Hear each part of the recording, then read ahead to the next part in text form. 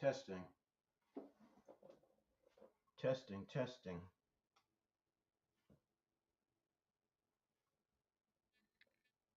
Testing, testing, testing, testing, testing, testing, testing, testing, testing, testing.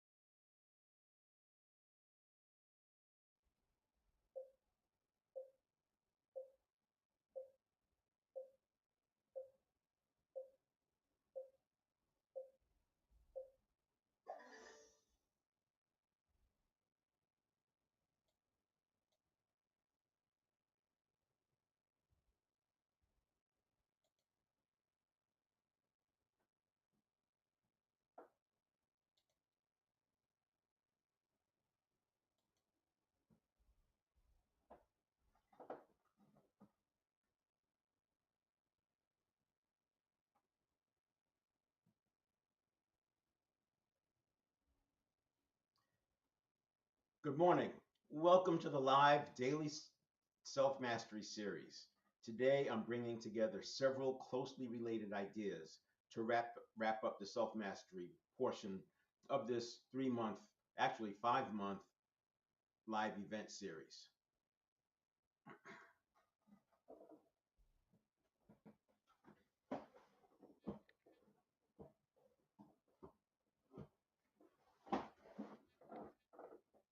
Good morning. Welcome to the live daily self mastery series. Today I'm bringing together several closely related ideas: self mastery, deep practice, and identity visualization. It's a wrap up event to bring together where we've been so far over the last 3 months. And then in the next 2 months, we're shifting from self mastery to leadership. We started with crushing anxiety, 2 months of self mastery, and now we're getting into leadership, first one to one and then one to many. And this serves as an anchor point where people can go back and watch the self mastery series, because until you get there, it's an iterative process, which I'll talk about. Now, they're not separate concepts, they're parts of the same system. This conversation matters now more than ever because the pace of change isn't just fast, it's accelerating and accelerating exponentially. Complexity is compounding across technology, markets, organizations, and personal roles. The problem isn't disruption itself, it's that the baseline keeps moving. When the mean is shifting, passivity is no longer neutral. It quietly pushes you off course, and that's what's happening. At the same time, something else shifted quietly over the last few decades. We moved from a world that rewarded over preparation and planning for perfect execution to one that rewards iteration, refinement, and tight feedback loops to produce excellent outcomes. Execution still matters, but now it lives inside feedback, not certainty. I'll refer to this as the importance of feedback loops. Self mastery may sound familiar, but what most people think it is, isn't.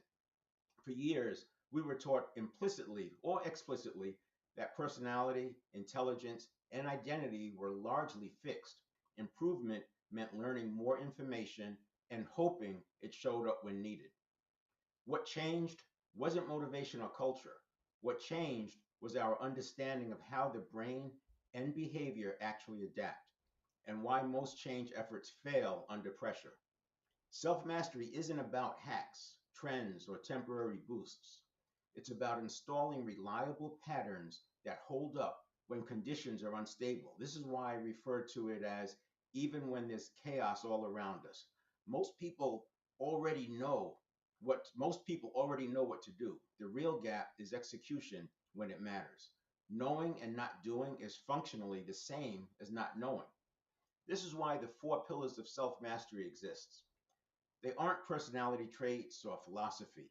They're control surfaces, practical levers that shape regulation, identity, habits, and recovery speed. And recovery speed is much more important than people think. What looks like being regulated is actually a series of micro recoveries, often happening at the millisecond level. When trained well, recovery becomes automatic. That's where deep practice comes in, not visualization as wishful thinking, not motivation. Deep practice is true mental rehearsal, training the nervous system itself, where habits reside. Under pressure, we don't rise to intention, we fall back to what's wired. Deep practice changes what's wired. What people call muscle memory is really nervous system memory, myelinated neural pathways, the same mechanism elite performers use under speed and uncertainty applies to decision making, emotional regulation, communication, and leadership. Identity visualization completes the loop. In fast changing environments, trying to visualize a fixed destination too early creates pressure, not progress. Identity visualization isn't about titles or outcomes, it's rehearsing who you are becoming, your default responses, emotional regulation, and standards. It's a representation of what that identity looks like that might be 2 years away, but what that allows you to do is stabilize that 2 year period while you're working towards it, instead of feeling like you're not there yet and things aren't working. Early progress is often internal and quiet. Habits are forming, recovery is speeding up, and identity is stabilizing before there's visible momentum. This phase is easy to rush, especially when others ask, "What are you going to do?" or "Have you finished it yet? Do you have anything to show yet?" Premature answers force premature decisions. When identity and regulation strengthen, direction clarifies. Pivots stop feeling like collapses. Action comes from agency instead of reaction. That's self mastery, not perfection, reliability, not permanent calm, faster return, and progress that you can access starting today, because we'll talk about the levers and the drivers.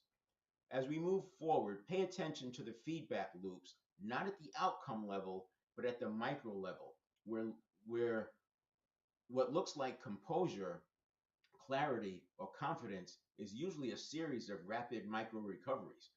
The work isn't avoiding disruption, it's shortening the loop between stimulus, recovery, and the next best action. Some observations to connect the dots. What feels like constant presence is usually rapid recovery, not emotional control. Most high performers aren't calm because nothing hits them, they're calm because the reset happens fast, fast enough to be invisible to the eye. Most performance breakdowns aren't effort problems, they're late intervention problems. By the time people try to manage their state, the nervous system has already committed to a default. I'll show you how that works. Now, when sequencing is right, reliability replaces the need to chase efficiency. You don't need to optimize every move when the handoff from perception to action is trained. This idea of sequencing is so important. There's a in the book Before You Know It by John Barsh, he does studies on the subconscious, and this goes back 20 or 30 years, and it's long been defined that it's more a network of neurons, it's not a mind. But because he's in the neuroscience field, they're still calling it, at least for the published works, they still refer to it as subconscious mind because there's so much traction and history behind that term. But anyway, he talks about this research where you may have seen this thing where they prime the subjects in a certain way and it influences the outcome on an exam. Well, some researchers got curious and said, I wonder what would happen if we combined two stereotypes that are deeply embedded in the US and put them together, what would happen? And so they came up with this idea to use teenage Asian American girls. The reason for that was that in this culture, in the US culture, girls are thought not to be as good at math as boys. And it's also thought that Asians are better at math than Americans. So when they combined them, they were curious about what would happen. What turned out was interesting. When you prime both ethnicity and gender in the information, as the person's putting in their name, etc., and what ethnicity and what gender, what mattered, and it mattered dramatically, was priming. Which one came first? Sequencing. When they sequenced the Asian, the ethnicity first, they did better on the math exams. When they asked gender first, they did worse on the exams. This changes the complexion of all of these various research projects that showed how you can prime somebody into a bad result. Not only does it impact the subject, but you may remember the one where the teachers were told that the kids in these two rows are the smart kids, in these two rows are the slower kids. And there was random. It was totally random, but that's what they told the teacher. And sure enough, the grades reflected what the teacher was told, even though it wasn't even true. The sad thing is that much of this is used by bad actors. Con men have been around for as long as I've been alive, and much before that, based on movies I've seen. Right? And I mean, it just makes sense. There's always going to be bad actors. There's good and evil, etc. But these con men rely on essentially priming. They prime you into seeing certain things a certain way. They kind of say, look over here because this is important, and over here is the steps and the priming that they need you to fall into. So that's a little bit out of scope, but I wanted to make that point so that people can see how powerful this is, and more importantly, how we can use it. We shouldn't be letting ourselves get used by this or abused by this kind of work. We need to be exercising agency and personal leadership every day. And you'll see it's not just every day, it's every hour, every minute. And I'm telling you, even at the millisecond level. And while you may think that's not possible, that's what the world believed for decades. It's very possible. And I'll illustrate that today. First, what I want to do is give you some examples just to kind of frame this a little bit. And I'm going to do it in the context of we're moving from this to this.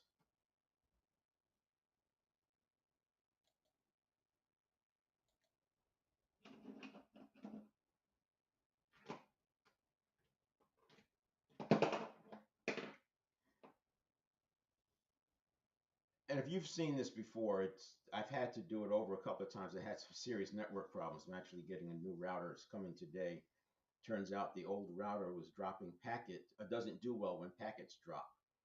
And when you're going live, that impacts things like video drift. It gets blurry, so I'm redoing it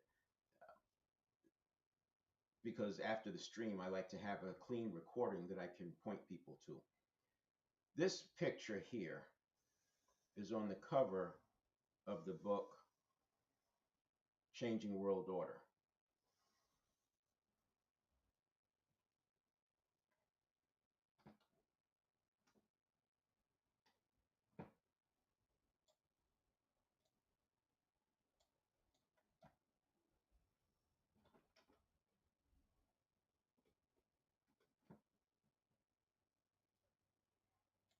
And the reason I use the book Changing World Order is not that I'm suggesting that you follow this or that this becomes what you believe and track to.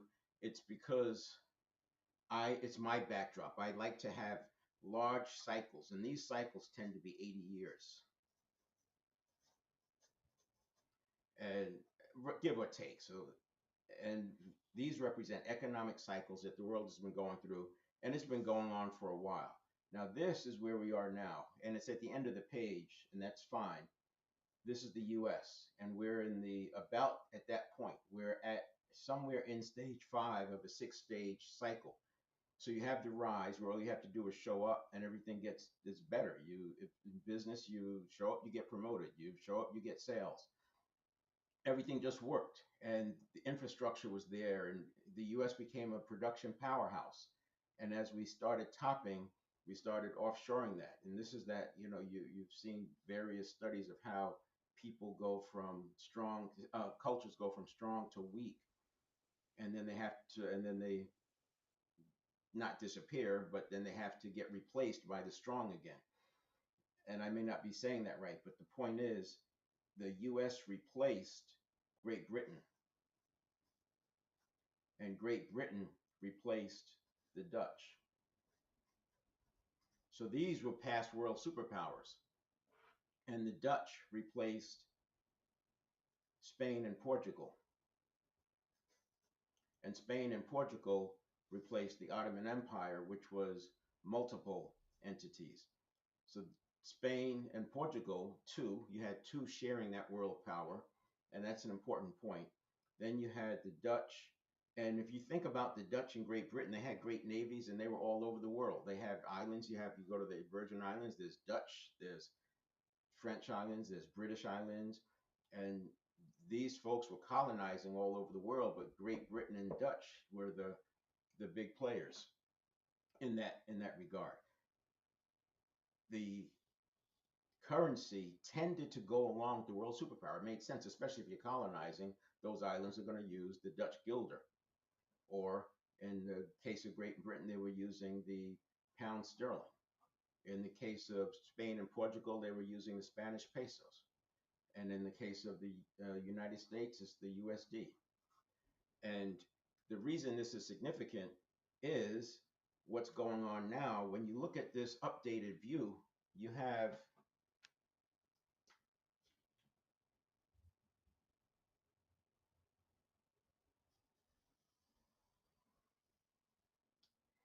This is the US.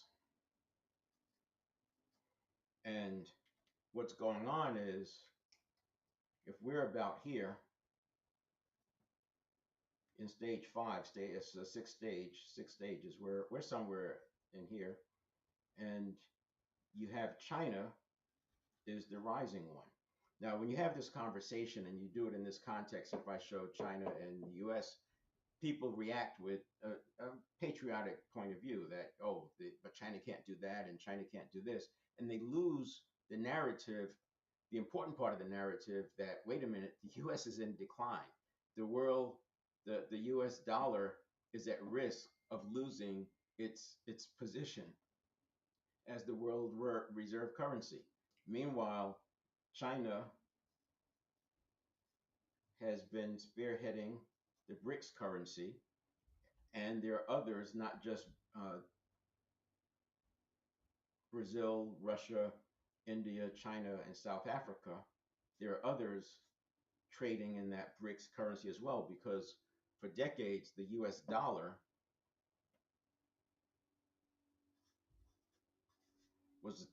there was a thing called the concept of the petrodollar, and all oil was being traded in the US dollar. So since oil kind of makes the world go round, all these countries were using dollars. But as this gets replaced, there's a question of what's going to happen. We don't know. I do believe that this is my narrative. What I use is that something like this, because we don't know, that's what we think China's going to do. And this is what it looks like the US is going to do. So that should be a dotted line because that's what it looks like is going to happen. Trends tend to stay in place until they change, and trends are resistant. But I also think that there's the possibility, just like here, where you had a multipolar environment. And if we have a multipolar environment, you could have the US, a scenario with the US and China, but also what's going on is there's others that are coming into play. So, and because of the speed of technology and the amount of volatility around the world, you could very easily see a third entity joining into this multipolar environment. In addition to this,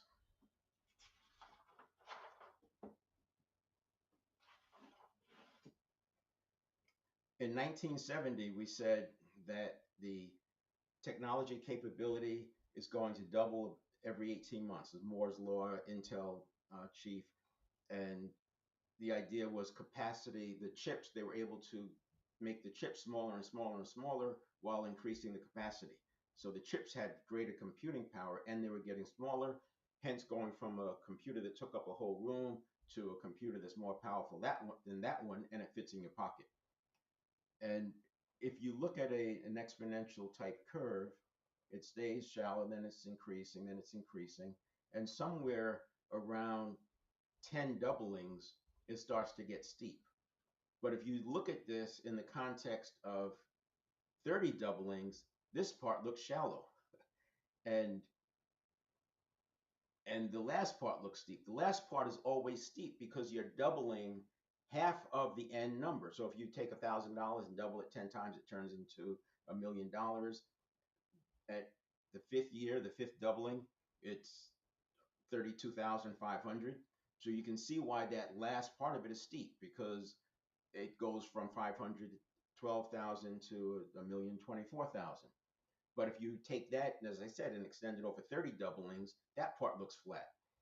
And keep that in mind as you think about this. We are on a very steep part of this curve. So how many doublings have we had and I mean, who knows if this has actually tracked? It was originally every 12 months, then it was shifted to every 18 months.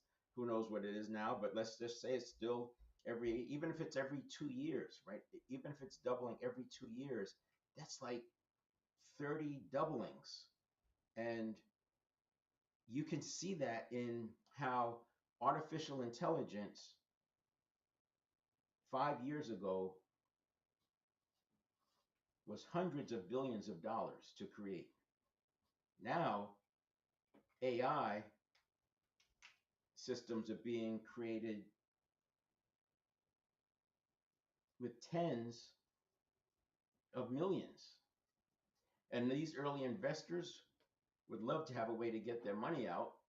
And this is why you see a rush to try different things for AI. Unfortunately, it's turning into some bad stuff. We're seeing the deep fakes. You're not going to get almost $1 trillion of investment out of deep fakes. And like many technology solutions, they start out with great intentions. What actually ends up happening is something very different. Technology showed up its productivity when you had things like Airbnb and Uber, but in the beginning, what they thought would be done, it wasn't. Of course, e-commerce is a big one. Amazon is a big example, but those took time to evolve. And artificial intelligence will do the same thing. It will be used. I don't know if it's going to be robots in every home, but whatever it is, the bigger point is this is very steep, this technology curve. So why am I focusing on this? It's my backdrop that because of that curve, because of the tech curve and the changing world order, which is inevitable, whatever you want to believe, it's something's going to happen. The one thing that's constant is change.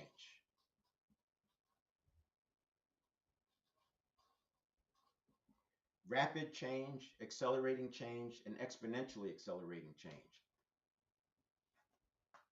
And that's why self mastery is more important than ever. I would say it's always been important, but you've been able to get away with not having your game, not being on your game in the past because you had, it was slow. Things were slow and there was a lot of stability in infrastructure. You think going from agriculture to industrial, they were so infrastructure based that it took a long time. And that's kind of what's happening with AI. In the beginning, AI was very infrastructure dependent, data centers, etc. Now it's more algorithm dependent. Of course, they're leveraging some of the early work, but it's moving from needing data centers to more about the algorithm, and chips are the big thing. Who knows where it's going next? Whatever happens, as a person who's in this world, what you don't want to have happen is to end up like the Matrix. I think the Matrix does a good job of depicting how it can look because it has people living this world of by by technology. And while it may not be exactly accurate, when you have artificial intelligence sending out messaging, doing your ad copy, writing your books, your ebooks and all that, what is it using? It's using the past and it's using what worked. So everything is in there, whether it's cons or ad copy that gets people to buy stuff they'll never need. All of that is in the learning of AI, and that's being applied. And you may feel it now. I know 5 years ago, I've read where we are hit with 5,000 ad stimuli per day. Now it's lately, a few years ago, I saw 10,000. Who knows what it is now? And that's only going to increase. So people won't, you're not going to stop the number of ad stimuli. But what self mastery does is it builds in a focus so you actually end up ignoring many of those stimuli, not because you could suppress them, not because you avoid them, but because of how the nervous system works. That's what we're going to be talking about today.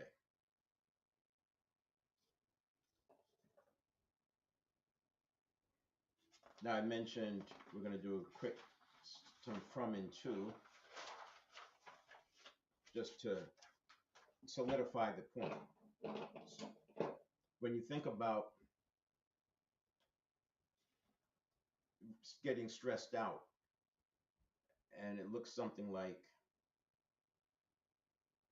you have a rise, then a peak, and then a return to back to presence.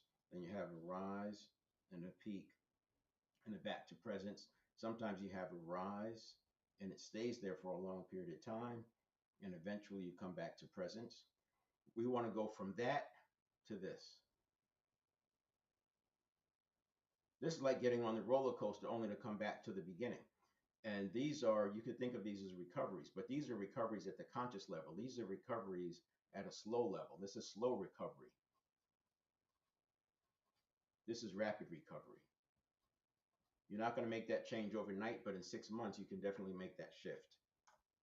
We're going to go from kind of a comfort zone that looks like this. You have an upper limit and a lower limit to something that's like this. While everybody else is in this comfort zone, not everybody else, you're going to do this.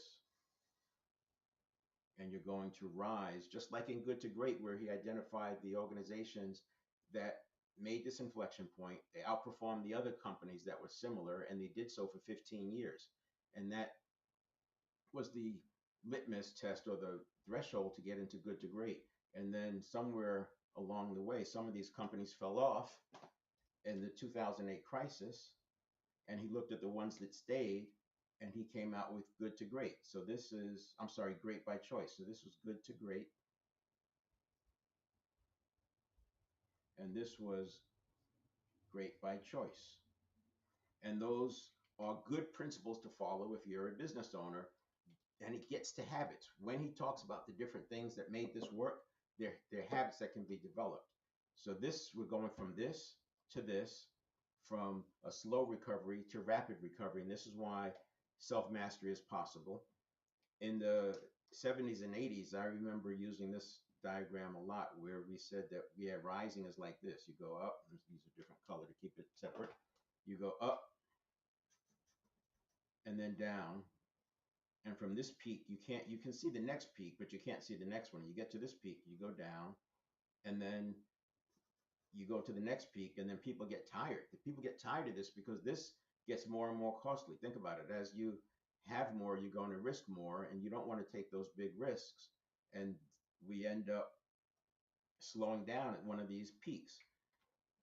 This is how I think it happens when you don't have self-mastery, and we want to go from that to this. Yes, there is a dip in transformation, but this dip in transformation is like a foundation, building a foundation. And from there, you do more of this. So this line is really like this line. You break out, you build a foundation, you break out, and then you can keep rising, but you don't have to go through these valleys. And that's an important point. Now, to bring this home, and then I'll explain it. I have slides where you can do screenshots. The big difference, and this is so hard for people to grasp because there's not literature out there that supports it, and so there's no tapes to hang it on. And when you go back and try to match it up to your experience, your past associations come in.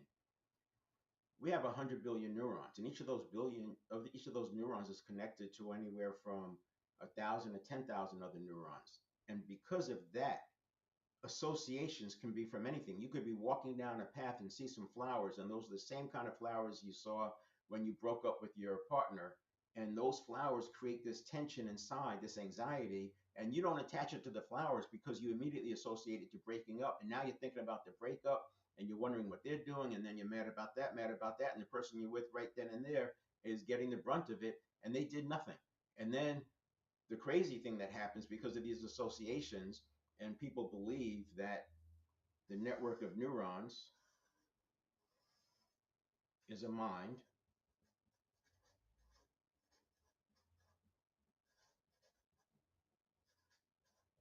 And if the network of neurons is a mind, that means it's you. And if it's you, that means falsely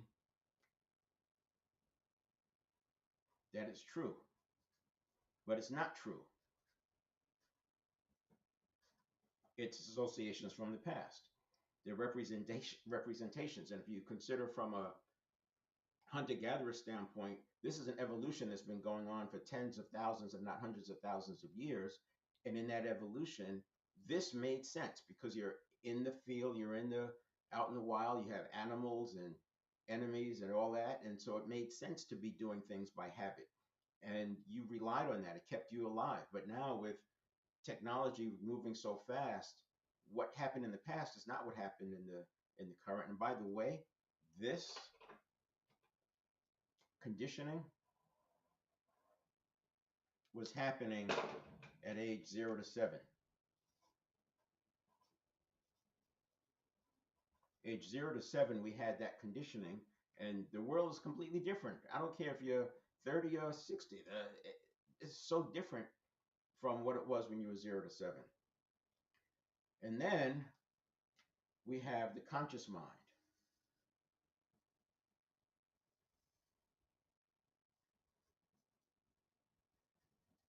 And this is where we live.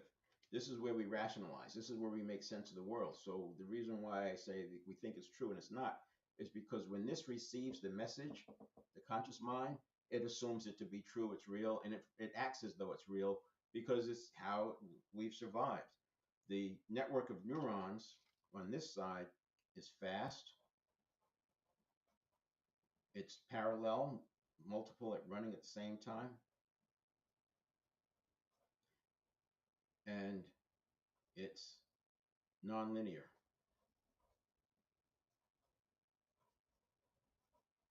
And over here, it's slow. The conscious mind is slow. It's sequential, and it's linear. The big difference, and this is why when you see this and you start connecting the dots, this process is at 11 million bits per second. This process is at 50 bits per second. This is why rapid recovery looks like steady state.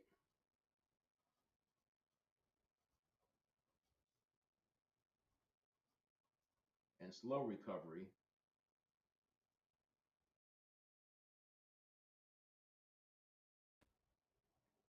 looks like peaks and valleys. And what we're going to do is through this process that I'm talking about. So there's a handoff here, obviously, right? There's a handoff that goes, it transitions from from neural pathways to conscious thought. And it could be conscious thought, it could be feelings, it could be bodily sensations, it could be pictures, it could be ideas. But what we're going to do is reduce,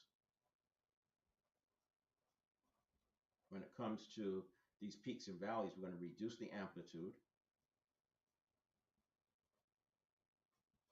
We're going to reduce the frequency.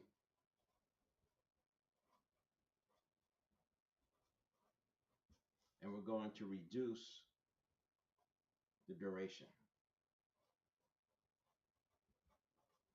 By doing that, you're going to have, you're going to go from this to this. Where this was measured in hours, days, and weeks, sometimes longer, this is measured at the height, or at the on the best, at the best case, in milliseconds. You'll see seconds. First you'll see minutes, then you'll see seconds. Seconds is when you're aware of it, and then when it's happening at the millisecond level, you're not aware of it, but your results change, your outcomes change. So that is a backdrop, and I wanted to connect some of the dots and use that backdrop as we go through the slides.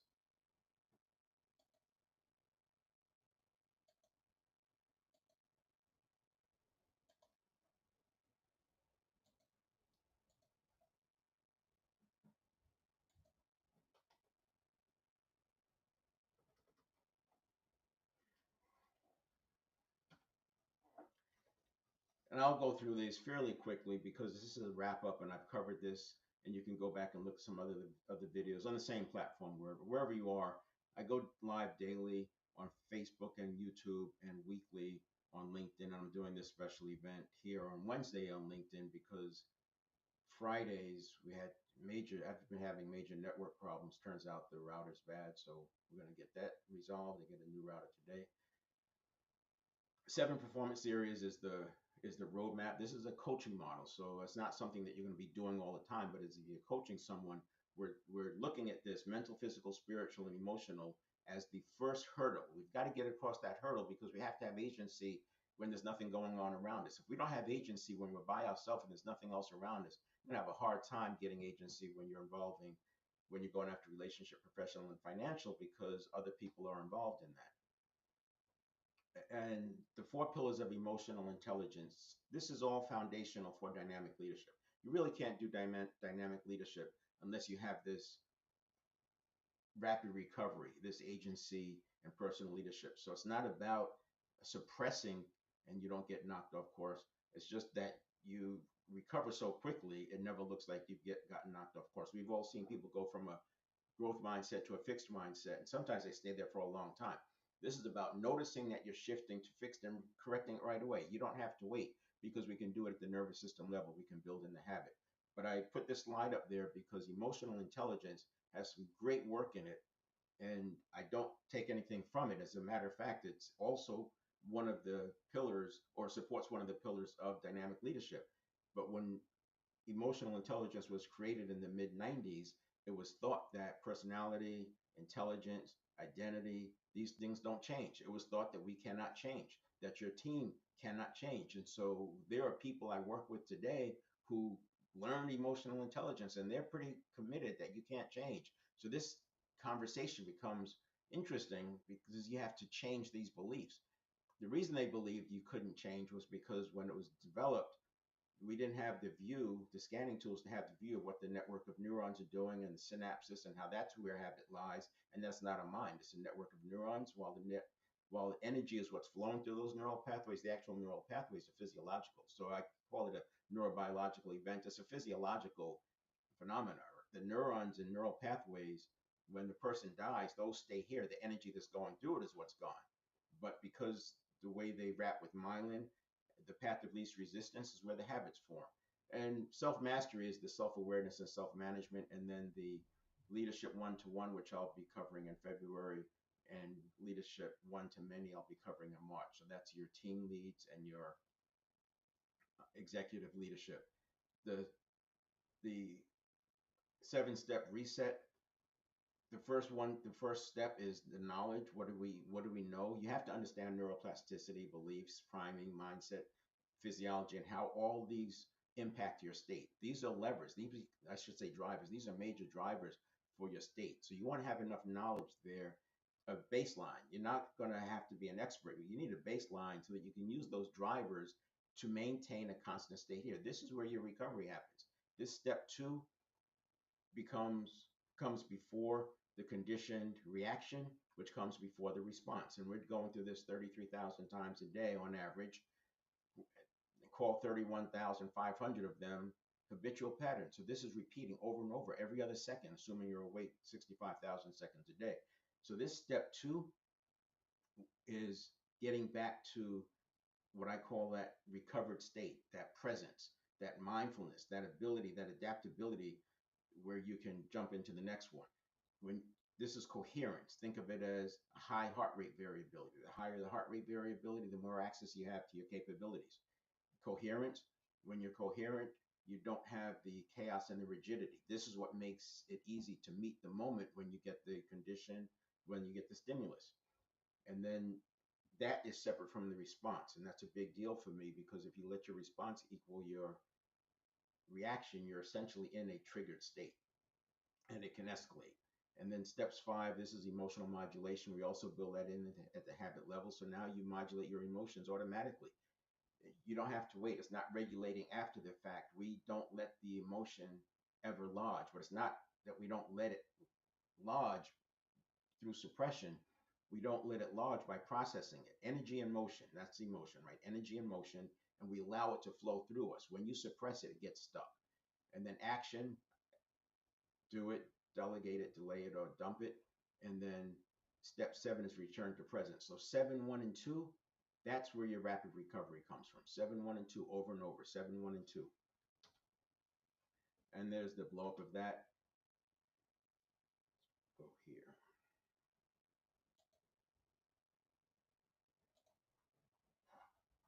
This is what I was talking about. This is what I drew. So this is the network of neurons side. This is the conscious mind side. It's about a second. Call it a quarter, 3/4 of a second to a second. I like to make it a second because I want that quarter of a second pause.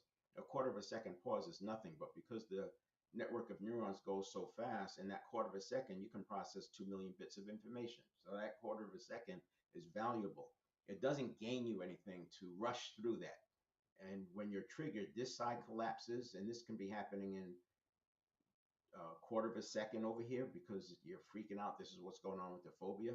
And this collapses, and now you can go from pre-listening all the way to action in less than a second, which is where you get these bad responses. And I say you build trust on an escalator going up, but sometimes you can lose it like you're falling out the window. This pre-listening is before the stimulus. This green star is the stimulus. This pre-listening is going on, call it about a tenth of a second, and it's always going on. And this is why sequencing is so important. When you get the sequencing right, speed doesn't matter. Too often people are focusing on speed and doing it right. But if you get the priming right, like I used that example where you had the Asian American girls, when you sequenced gender first, they did worse on the math test. And when you sequence ethnicity first, they did better on the math test. And then the researchers said, but wait a minute, these were teenagers. What would happen if you went to before fourth grade? Same thing happened. And then they even did it earlier than that. I think they went to third grade or something, second or third grade. But the point is, this is at the network of neuron level, and you're conditioning already from 0 to 7. So that little child is picking up from their environment. They're picking up those stereotypes, even though they don't understand what they are. They're just picking it up. It's the same way you learn language.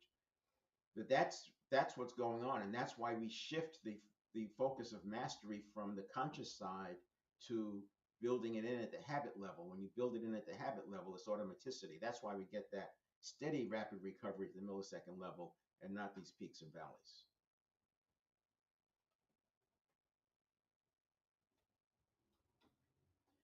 So why this matters now? What change is not motivation, right? It's how we understand what we understand about adaptability.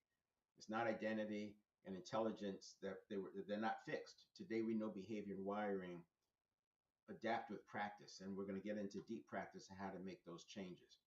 So mental rehearsal is part of it. And there's different kinds of visualization. You can take a screenshot of that if you want, but it gets to, I put this slide up here in the next one to put a point around there's different kinds of visualization for different strategies, targets, outcomes. And if you have trouble getting visualization to work, it could be you're mismatching the kind of visualization with the desired outcome. And a good example is outcome visualization versus process visualization. Outcome would be the end result. Maybe if I'm speaking right, the outcome visualization would be a standing ovation. The process innovation would be me working through giving, answering questions and repeating the question before answering it. That would be something I would visualize. Now you can apply implementation intentions, which is a lever, but you apply implementation intentions with visualization at the process level. There's also obstacle, overcoming obstacles. And this gets caught up and people think, well, I have to visualize the obstacle. And you have I don't want to go too deep here, but there is a big difference in identity visualization because there's nothing to hang your hat on. I made the comment that we're going from these climbing peaks to building a foundation, and that foundation is like one big dip because you have to work through that. Changing the identity is part of that foundation, but also making the shifts, resetting your conditioning. So there's a big drop there, but then you come back up. It's like I like Tetris. If you're the game of Tetris, the player is able to match the blocks, and the blocks all work, and it works, and the lines are going down, and it looks like the player's going to win, and then all of a sudden you get a line or two, and they stick, and 4 lines stick, and 8 lines stick, and if you're the game, the wall just gets built because most of that time was the foundation. I think it's bamboo that goes for 7 years, 6 years, you don't see anything, and then the seventh year it just shoots up. It gets all that growth in 1 year, but it's been building roots in the foundation. Many examples that we can use. The point here is that while you're going through that foundation, while you're going through that dip, we want to be visualizing a steady state at the outcome, and it has to be a representation because you, like I said, everything is changing so fast. What are you going to visualize? Well, you can visualize this steady state outcome that represents that you've arrived at your purpose or whatever that is, the quest, and that allows you to be stable as you're working through it. This is why people say, hey, are you there yet? You're not triggering anything because you know that that's your picture out into the future, like the vision. So that's mental rehearsal. Outcome visualization end state. You can take a screenshot. I'm not going to spend a lot of time on these. We covered these at another session. Process visualization execution. Obstacle and coping. This they call this WOOP, wish obstacle, wish outcome obstacle plan. WOOP, WOOP, wish outcome obstacle plan. And you can see where it breaks down. This fails when people rehearse obstacles cognitively but never rehearse the state. And this is what I was talking about. People get caught up in seeing the obstacle, and that becomes bigger than life. And if you think about worry, worry is focusing on the obstacles. Worry is focusing on what's going to happen. You're visualizing. You're just called negative visualization. You're visualizing the disaster. You're visualizing the thing you want. This is why what people worry about often comes to pass. And then you have identity visualization, and this is the one I was just talking about. So identity visualization rehearsal fails, or identity rehearsal fails when it's aspirational instead of behavioral. What I mean by this is that the outcome, yes, that's what you want, but what you're going to visualize to be practical is the on ramp. So you can visualize the steps of the on ramp. You can visualize the steps you're going to take over the next 3, 6, 9, 12 months.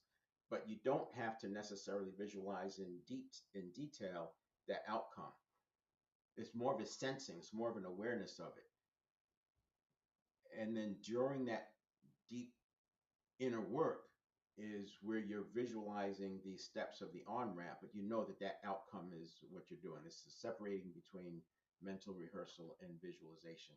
And deep practice visualization is more precision and reps. This is how we build habits. Deep practice fails when reps are vague, inconsistent, or emotionally flat.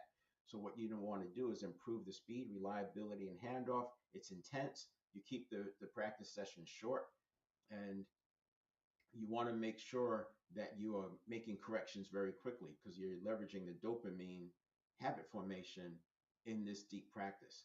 And in physical deep practice, I would say there's 7 factors: novelty, keeping it new; intention, precision; balance or complexity; progression; explosiveness, intensity burst if it's cognitive; and then struggle at the edge of ability. When you're doing that, it communicates to the brain and nervous system that this is important, and that's how you start getting myelin wrapped around the neurons, making them the path of least resistance, making them the habit. And this is why it's possible to build at the habit level rapid recovery. And because the network of neurons operate in millions of bits per second, that's why it's possible at the millisecond level, because you're using habitual automaticity. You're not needing the conscious mind. The conscious mind can then be left free at its slow 50 bits per second to deal with the really big important stuff. So there's the types of mental rehearsal: visual, emotional, linguistic. So it's not all just visual, it's mental rehearsal. And you don't have, this is not something you have to know. It's just the points that come up so we have a common language, because depending on where your sticking point is in that seven step reset, we use different drivers and levers, and having a common language. So these end up going into some of that knowledge, but it doesn't happen overnight. This is part of a 90-day transformation program, and these are the tools we're using over those 90 days. So you have to have some common language, which is why I want to have a presentation that people can go to watch, because it's foundational, and everybody doesn't need every single thing in this presentation, but there are parts that apply, and you'll pull out what you need. Strategies, structured protocols, implementation, intentions, I just covered. If this happens, I'm going to do that. And then the mental contrasting is keeping those two things. Here's the outcome I want, these are the obstacles. And also the other part of mental contrasting could be, this is what I want, and this is what happens if I don't get it. But we don't want to make these pictures too big. We don't want to make the picture so big and bright of what we don't want that it overpowers the other one. These are just reference points that, yeah, I'm doing this and this is my motivation. It's sort of like moving away from. There's more motivation moving towards something because you have the passion and all that, but fear moves away from things more vigorously. Long-term purpose objectives you need them moving towards, uh, but that fear motivation can attack with vigor because the fear gets associated with other things that are scary, and everything becomes a tiger on the Serengeti, proverbially. And then deep practice, precision reps for automaticity. Deep practice is essentially what you use if you're building muscle memory. If you play a sport and you're working on a specific skill, you're probably using deep practice. The point is, the same way neural pathways work to move your muscles and engage, they work cognitively as well. That's the big aha. That all of that stuff, it's not a mind, it's the network of neurons. You just have to learn to apply it to cognitive processing. Mental rehearsal is more than visualization. Most manifestation is really preparation, priming, and better responses under pressure. It's not magic. It's not just pictures. It's not vague. In the moment, you don't rise to intention. You fail to what you rehearsed, and that's your conditioning. And you know how important conditioning is when you talk about muscle memory. We want to apply that to cognitive as well. This is what happens when you do step 7, 1, and 2 well. 7, 1, and 2, 7, 7, 1, and 2, 7, 1, and 2. When you don't do them well, your reaction becomes the stimulus for the next stimulus response cycle. This is why when a person is acting in a phobia or when they're in fear mode, it's happening so rapidly and there's no time for any kind of rational conversation. This is not recovery. This is recovery, and we're going to make this recovery so fast you don't even notice that the person fell off course. So self mastery is not a personality trait, it's a set of trained capabilities. Purpose sets long term direction, identity shapes daily decisions, habits create the automatic continuous improvement. So when I mentioned in the introduction that we've gone from preparation and planning to have great execution, and now it's more feedback loops. And this is what you have to be comfortable with. You have to have agency and personal leadership because in these feedback loops, you're going to get bad news. You're going to have setbacks, and you can't let them impact you and have you thinking that things are not going to work.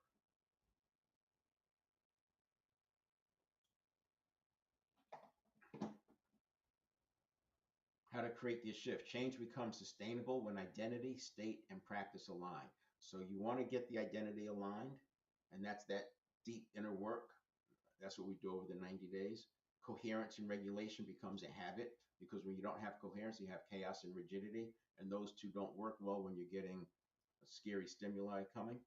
Iterative deep practice. We're going to do the deep practice at the failure points. So if you're playing a piano piece, you're going to practice the whole piece, but the focus, the deep practice work is on the 20 seconds that you're struggling with or the 40 seconds that you're struggling with. It's got to be quick, repetitious, and a 5 minute intense thing where you can do this thing backwards and frontwards and slow and fast. And that's how you apply the deep practice because you're wrapping those moves with myelin, those neurons that drive the moves with myelin.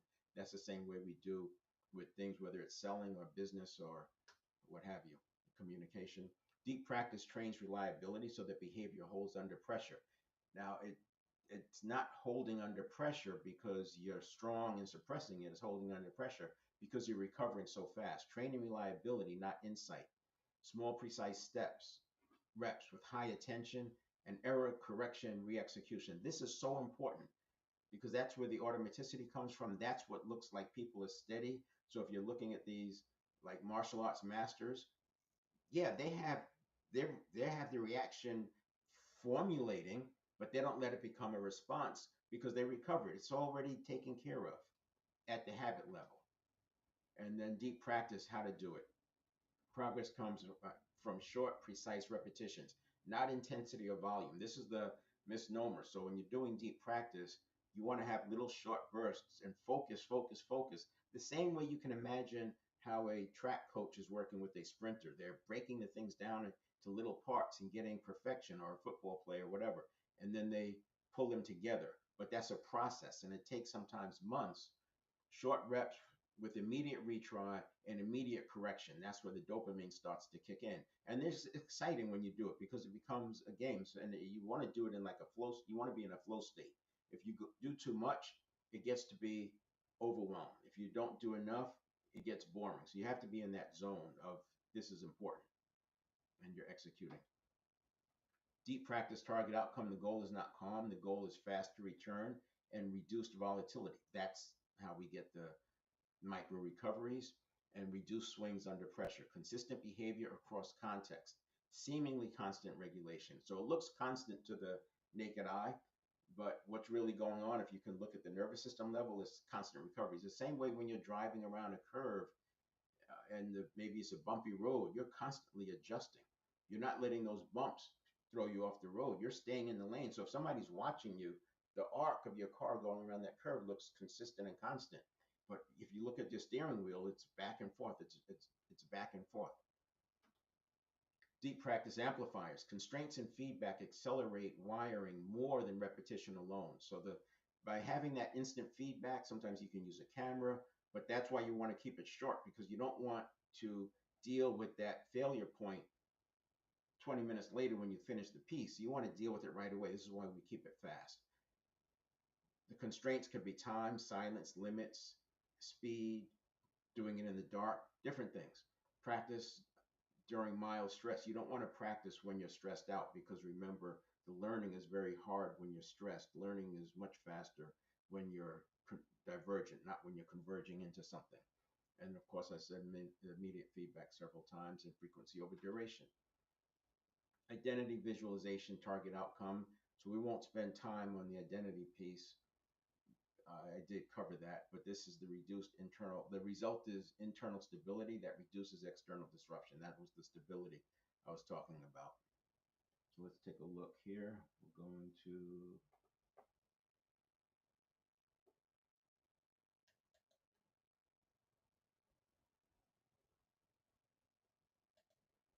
so the four pillars of self-mastery: knowledge, direction and clarity; habit mastery, automatic execution. That's what makes rapid recovery possible; state mastery, coherence and recovery speed, the second part of what makes it possible. And you actually work on these both at the same time because as you build more habits, you have to be able to do them in more difficult situations. And then you get to the end where you have the state mastery. And forgiveness is about performance hygiene. It's removing the potential for you to be triggered. Like I used the example of seeing flowers and it reminds you of a breakup. We need to forgive ourselves and forgive others so we don't have those wounds just waiting to rise up again. And that's what the forgiveness is about. There's a process that we use to do that. This is more about performance. It's not about the morality. And here's the picture I drew. So rather than this, we're going to do, and here's the barrier, right? This is what makes it hard. Bad experiences, uh, being cheated, habit patterns, all this stuff in the past, stories. We want to go from that to this. We're going to go through that inflection point, get through the barrier. This is the inner work. It's why you have to do inner work because if you're 60 years old, you've probably been living with these same habits for 30 years. The inner work is not going to take 30 years. You can do the inner work in a year, 6 months, but you have to do that inner work to get through here because up here, it's even worse. It's not that it's worse that you're getting more threats, but more things look like threats. Remember, the subconscious looks at the unfamiliar as a threat. So you're getting that all the time. Threats, opportunities, everything looks scary. And that's why you have to have the rapid recovery and the agency and the personal leadership. It's another slide saying the same thing. I do these events daily, so it's usually 7 o'clock Monday to Fridays on Facebook and YouTube. You can go to 7stepreset.com/live to get those other platforms.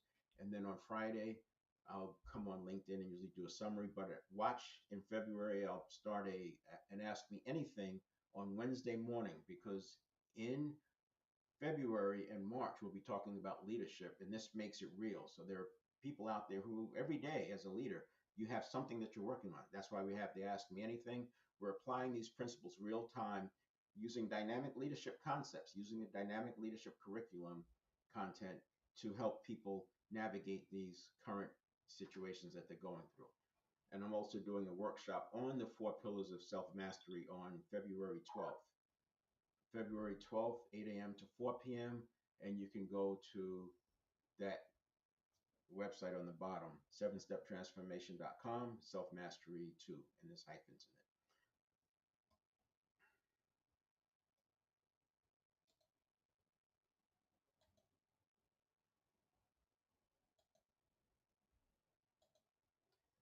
in it. And that's a wrap for the wrap up. This is a lot in this one. I recommend watching it a few times. You can go over and over. You can do laps around this, but this is the work we do in the mental, physical, spiritual, and emotional to get to that point where you have agency and personal leadership, even when there's chaos all around you. All right, we'll see you tomorrow. Tomorrow, I'll start in on the one-to-one leadership, and I'll start off with designing your quest because you want to have clarity around your quest in such a way that you can do this work towards it. And we talk about how do you start that quest, how do you design that quest so that it supports where you need to be with your identity, self mastery, etc. All right, we'll see you.